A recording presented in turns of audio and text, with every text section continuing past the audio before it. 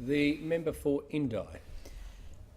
Good evening, Speaker. Tonight I rise to talk about the profound opportunity that lies for regional Australia, and I will call on my community to keep on speaking up and encouraging others to do the same, and I will call on the government to take a strong leadership role to make the best of the opportunities that lie for regional Australia. Mr Speaker, as you know, the national spotlight is firmly on Australia's regions, and quite right. There is nowhere more innovative, nowhere more agile than regional Australia. And the strength of our regions, I believe, lies in our connectedness. And our survival depends on building connections. People in rural Australia know that education, health, employment have to be addressed together. We believe in connections and we know it works. So for a regional policy to have legitimacy, I believe it needs to have the same approach, to make connections with the government, with issues and with the community it affects. We know that this approach works. It's an approach that allows me to represent my community as an independent member since 2013. It's seen the establishment of the Alpine Valley's Dairy Pathway project and a cross-border approach to vocational education and workforce development. In Indi, we ensure that the community plays an active role in developing their own solutions, and we call this the Indi Way.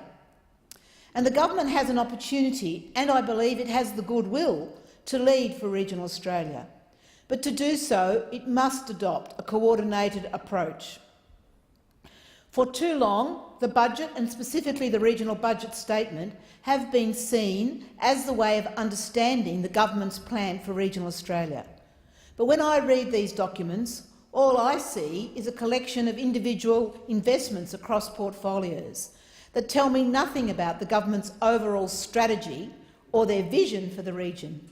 And I believe regional Australia deserves more.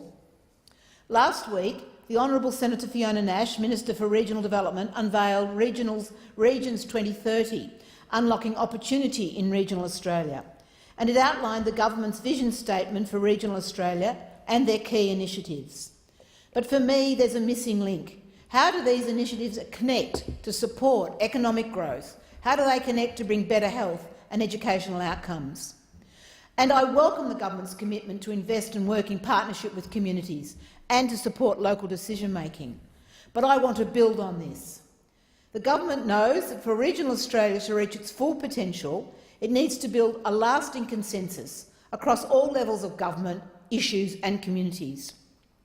And it needs to invite experts and communities to have input. This should form the foundation of a regional policy for successive governments.